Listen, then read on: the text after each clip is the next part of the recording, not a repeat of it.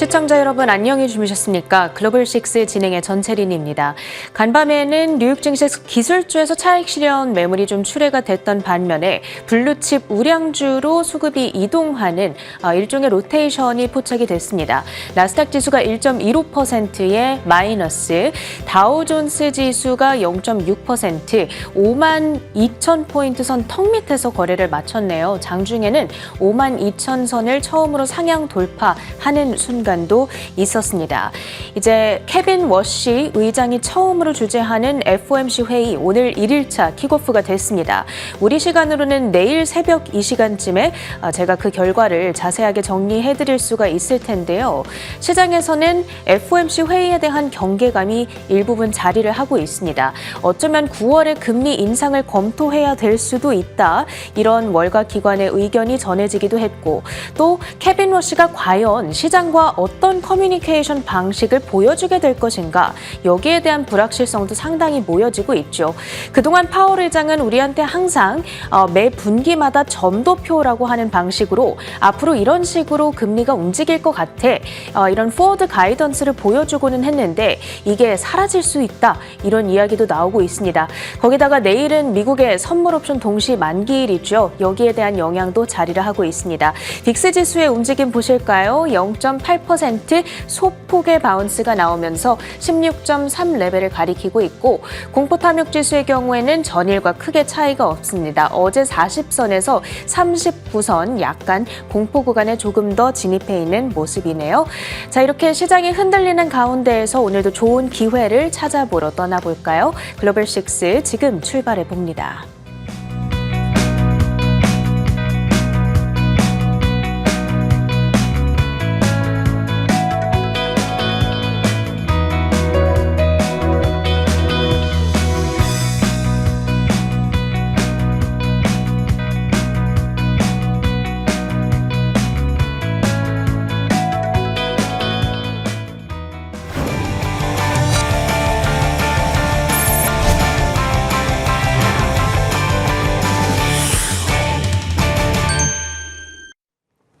클로징 킥 시간으로 이어가겠습니다. 미증시 마감 상황과 주요했던 뉴스들을 정리해드립니다. 3대 지수는 혼조세로 거래를 마쳤네요. 다우지수가 0.6%의 플러스, 블루칩 우량주들, 특히나 금융주들을 중심으로 강세가 돋보였던 하루, 장중에는 52,000선을 처음으로 돌파하기도 했지만 결국에는 턱 밑에서 마감이 지었고요. 그래도 사상 최고치를 다시 한번 경신해내는 하루였습니다. 반대로 나스닥이 1.15%, 장 후반까지 계속해서 낙폭을 벌리는 모습이었는데 오늘 반도체주들을 중심으로 매물이 좀 많이 나왔습니다. 잠시 후에 살펴보고요. S&P 500 지수는 7,511선까지 밀려나는 하루. FOMC에 대한 경계감, 거기다가 선물 옵션 동시 만기일을 하루 남겨두고 있다라는 데에 대한 경계감까지도 작용을 하고 있습니다. 다만 국제 유가는 계속해서 급락 흐름을 이어가고 있는데요. WTI를 기준으로 4.7% 후퇴를 하면서 이제는 76달러대까지 하향 안정화가 됐습니다. 브렌트유 역시도 5.1%의 마이너스, 선물 종가 기준으로 78달러대에 거래를 마쳤거든요. 이게 약 3개월 만에 최저 수준이라는 데에 주목을 해봐야겠습니다. 그러니까 지난 2월 28일에 전쟁이 발발했었죠. 그리고 나서 그 다음 거래일이 3월 2일이었는데 그때 이후로 보는 가장 낮은 유가의 수준을 지금 보고 있는 거고요. 다만 전쟁 이전과 비교했을 때는 여전히 브렌트가 9%, WTI가 13% 올라와 있는 상황이기는 합니다. 어찌됐든 유가가 이렇게 나흘째 약세 흐름을 이어가자 10년물 금리와 2년물 금리의 하락이 진행됐다라는 점은 고무적이었죠. 오늘 유가의 급락을 촉발했던 소식을 확인해 보겠습니다. 미국이 이란과의 종전 합의 서명한 직후에 이란산 석유 판매에 대한 제재를 일시적으로 면제해주겠다, 이런 월스트리트저널의 보도가 전해졌습니다. 그러니까 그동안에는 이란이 석유 그리고 석유 정제품을 판매하지 못하게끔 미국이 제재를 가하고 있었잖아요. 이것을 휴전이 진행되는 60일 동안에는 일시적으로 풀어주겠다, 이런 이야기인 겁니다. 그러면서 유가가 급락하고 상승으로 출발했던 뉴욕 증시였는데 결국에는 오후장 내내 투심이 악화됐던 데에는 FOMC 회의에 대한 경계감, 그리고 제가 아까 전에 말씀드린 말씀드린 대로 시타델 증권에서는 연준이 어쩌면 바로 이번 9월이죠. 그러니까 3개월 후에 금리 인상에 들어가야 될 가능성이 높아졌다. 이렇게 얘기를 하고 있는 겁니다. 좀 이상하죠. 전쟁이 이제 끝나는 방향으로 가닥이 잡혔고 유가 많이 내려왔고 인플레이션 우려 해소되면서 잘하면 금리 내려줄 수도 있겠는데 내심 우리가 그렇게 기대를 하고 있었잖아요. 그런데 왜 이렇게 얘기를 하는 것일까? 인플레이션 압력이 더욱 지속적이고 광범위해지고 있다라는 점을 지적하고 있는 겁니다. 유가는 안정이 됐지만 전쟁 기간 동안에 누적되어 있는 물가 상승 압력이 이미 경제 전반에 고착화가 되어 있다라는 거고요. 이것이 단기간에 해소되기는 쉽지 않을 것이다. 따라서 앞으로 연준의 통화정책 방향성이 매파적인 사이드로 좀 이동할 필요가 있다라는 지적을 하고 있는 겁니다. 자, 그럼 FOMC에 대한 이야기를 조금 더 해볼게요. 케빈 워시 의장이 주재하는 첫 번째 회의였습니다. 취임 후 첫 번째이다 보니까 우리가 더욱더 긴장감을 갖고 주시할 수밖에 없을 텐데요. 사실 기준금리 자체는 당연히 동결을 할 것이다. 이렇게 예상을 하고 있습니다. 다만 앞으로 얼만큼 인하를 해줄 것인지 그리고 인하의 첫 시기는 언제쯤이 될 것인지 횟수는 몇 번 해줄 것인지 이런 거에 대한 궁금증이 많이 모이고 있죠. 다만 어쩌면 파월 의장보다도 우리가 알고 싶은 정보를 좀 클리어하게 주지 않을 수도 있다. 이런 가능성이 부각되고 있습니다. 월가의 지금 IB들, 뱅크 오브 아메리카와 골드만삭스는 워시가 금리 전망을 제출하지 않을 가능성을 제기하고 있는데요. 쉽게 말해서 점도표에 점을 찍어주지 않을 것이다. 이런 얘기를 하는 겁니다. 왜 그러냐? 취임한 지 아직 한 달도 안 됐기 때문에 경제 상황과 통화정책의 방향에 대해서 독자적으로 판단을 반영하기에는 아직 너무 이르다. 아주 현실적인 문제를 들고 있는 거고요. 그리고 원래 케빈 워시의 과거 발언들을 조명해 봤을 때 케빈 워시는 점도표와 포워드 가이던스에 본래 부정적인 입장을 취하고 있는 사람입니다.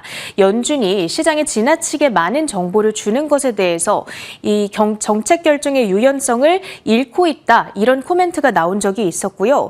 점도표를 통해서 미래 정책의 방향을 약속해버리는 효과가 있다 보니까 이는 변화하는 경제 상황에 따라 연준이 신속하고 유연하게 대처할 수 있게끔 하는 이 플렉시빌리티를 좀 잃게 한다. 이런 표현도 했던 바가 있습니다. 만약에 실제로 점도표에 워시가 참여하지 않거나 점도표가 아예 사라지게 된다면 시장과의 소통에 혼란이 생길 거라는 우려도 있고요. 예측 정확성이 완벽하지는 않더라도 시장이 연준의 생각을 이해하는 중요한 수단이 돼줬다라는 면에서 과연 내일 이것이 어떻게 공개가 될 것인가 여기에 대한 궁금증이 커지고 있습니다. 이번 FOMC는 연준의 새로운 소통 전략을 확인하게 될 중요한 시험대이죠.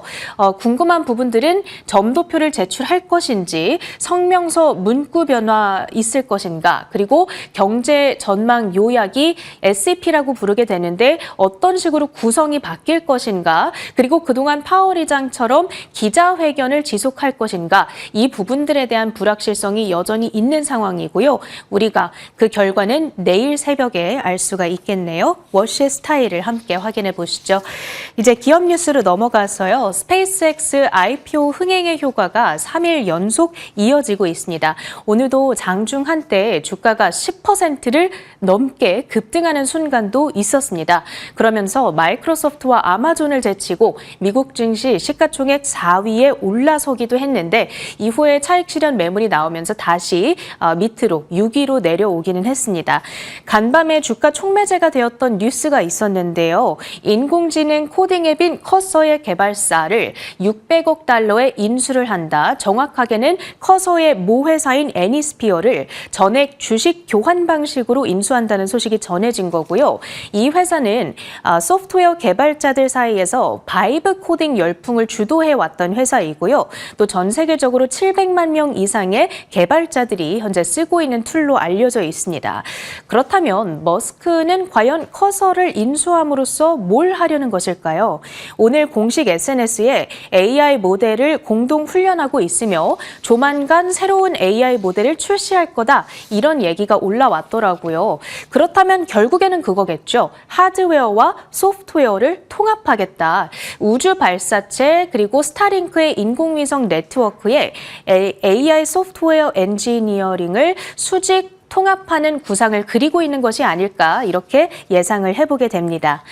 자, 그리고 간밤 테마별로는 업종별로는 반도체주의 차익 실현이 강하게 나왔던 가운데에서 필라델피아 반도체 지수에 투자를 할 수 있는 상품이죠. 속스 ETF가 장중에 낙폭을 5.9%대까지 확대하는 순간도 있었습니다. 종가 기준으로는 한 5.9% 마이너스가 종가가 맞네요. 자, 그런데 바로 어제였죠. 52주 신고가를 경신했던 바가 있습니다. 이렇게 전날 52주 신고가를 찍고 그 다음 날 3% 이상 급락했을 때 과거에는 이후의 흐름이 어땠는가 이 부분을 BTIG에서 분석을 했더라고요. 통계적으로 봤을 때에는 안타깝게도 추가로 약세 흐름을 보일 가능성이 높다라는 기술적 분석이 나오고 있습니다. 보시면 1일 후, 3일 후 그리고 많게는 30일 이후의 데이터까지 취합이 되어 있는데요. 상승을 하게 될 가능성이 모두 절반에 미치지 않는 모습을 확인하실 수가 있고 그리고 평균적인 흐름이 예를 들어서 20일 후에는 2% 가까이 하락, 30일 후에는 1.4% 가까이 약세를 보였다. 자, 결론적으로 봤을 때에는 지금 반도체주의 상승 추세가 끝났다 이렇게 보는 거는 무리가 있을 텐데 그동안 상승의 속도가 빨랐던 것만큼은 우리가 인정을 할 수 있죠. 그렇기 때문에 과열 상태에 들어갔다는 분석 정도로 봐야 될 것 같고요. 단기적으로 과열을 시키는 기간이 조금 더 길어질 가능성을 역사적인 데이터는 시사하고 있다. 이렇게 결론을 지어보도록 할게요. 오늘 업종별 등락 현황도 확인해 보도록 하겠습니다. 금융주와 산업주의 1%대 플러스 흐름이 다우지수의 상승을 견인했고요. 그랬던 반면에 반도체주들의 약세로 인해서 기술 섹터가 2.5%의 마이너스를 기록했습니다. ETF들의 시세는 어떻게 움직였을까요? 시장의 분위기가 좀 침체돼 있다 보니까 여러 인버스 상품들이 환하게 초록불을 켜고 있습니다. SQQQ, 나스닥 3배 인버스 상품인데 5.6%의 플러스, 그리고 TZA 역시나 중소형주 인버스 상품 2.7%의 플러스, 그리고 반도체주를 3배 역추종하는 삭스S가 오늘은 17.2%의 플러스네요. 그리고 우리 증시에 투자하는 EWY는 2.6% 쉬어가는 하루를 보냈습니다. 종목들의 분위기로 넘어가서요. 먼저 엔비디아 이슈부터 볼게요. 주가는 2.37%의 마이너스를 기록했는데 250억 달러 규모의 회사채를 발행한다. 이런 소식이 있었죠. 이게 사실 어제 시장에서는 영향이 전혀 없었고 오히려 주가가 올랐습니다만 잘 생각해보면 돈이 좀 없는 건가? 이런 걱정을 시장에서는 원래 촉발할 만한 뉴스기는 하거든요. 일부 언론들이 AI 데이터 센터 확장과 공급망 확보를 위해 엔비디아와 그 핵심 협력사들이 과도한 부채를 짊어지기 시작했다. 이런 경고성 분석을 내놨더라고요. 이 부분이 투심을 위축시키면서 주가는 207달러 선까지 후퇴를 했고요. AMD는 7.3% 낙폭이 더 컸습니다. 사실 조금 기대감을 자극할 만한 뉴스는 있었는데요. 락스페이스라는 회사와 함께 2028년까지 30메가와트 규모의 AMD 기반 AI 컴퓨팅 인프라 구축을 위한 최종 계약을 완료했다. 이런 뉴스가 전해지기는 했습니다. 그 밖에 브로드컴과 인텔 등 여러 다른 기업들 역시도 변화 요인은 제한됐던 가운데 옵션 거래 영향으로 인해서 전일의 급등을 뒤로하고 차익 실현 매물이 강하게 출회가 됐습니다. 인텔은 8.5% 하락하면서 120달러 선을 반납했고요. 퀄컴은 투자자의 날 행사를 앞둬서인지는 모르겠지만 상대적으로는 낙폭이 제한됐습니다. 이 인베스터데이 행사는 24일에 개최가 되고요. AI 칩 스타트업인 텐스토렌트 인수 협상을 진행 중이다. 이런 소식이 추가로 들려오기도 했네요. 오늘 마이크론은 6%대의 마이너스권을 기록했습니다. 샌디스크가 RSI가 과열권인 90 이상을 기록했다라는 소식이 전해지게 되면서 한 함께 매물이 출회됐던 측면도 있고 그뿐만 아니라 번스타인이 키옥시아에 대해서 내놨던 보고서가 마이크론에 대한 투심을 함께 위축시켰던 측면도 있는데요. 이 내용을 보니까 낸드 가격의 상승세, 견조한 수익 성장 전망, 그리고 AI 기반 메모리 부족 현상으로 단기적인 상승 모멘텀은 여전히 견조하다라고 이야기를 합니다. 하지만 시장이 정점의 수익을 마치 지속 가능한 장기 수익 기반으로 간주하는 듯 과도하게 반영하는 측면이 있다. 이런 평가가 있고요. 더불어 낸드 가격이 2027년에 정점을 찍을 것이며 현물 가격이 장기 계약 최저 가격보다 충분히 낮아지면 고객은 계약을 파기하고 보증금을 포기할 수도 있다. 이런 평가가 전해지기도 했습니다. 이런 부분도 우리가 장기적인 관점에서는 함께 유의를 해봐야 될 것 같고요.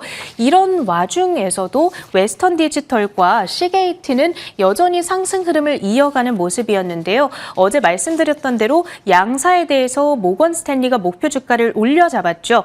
웨스턴 디지털에 대해서는 $650, 그리고 시게이트에 대해서는 $1,035로 목표 주가를 상향 조정했습니다. 그리고 AI 인프라 확장의 최대 걸림돌이 전력 부족 문제가 될 텐데 이것을 해결해주게 될 핵심적인 수혜주로 새롭게 부상하고 있는 종목이 있습니다.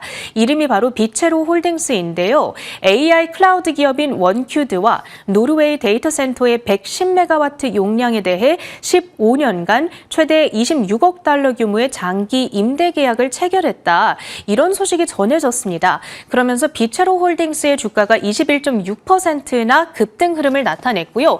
오늘 이렇게 전체적으로 AI주들이 약세를 보였던 가운데에서도 컨스텔레이션 에너지나 비스트라나 혹은 지금 보고 계시는 블룸에너지 등의 전력망 기업들이 강했던 데에는 이 소식도 일부 영향을 줬던 것으로 해석을 하고 있습니다. 우주개발 기업들은 스페이스X로 수급이 쏠리게 되면서 차익 실현이 또 나왔네요. 로켓랩이 4%대, 인투이티브 머신이 9%대의 약세를 보였고요.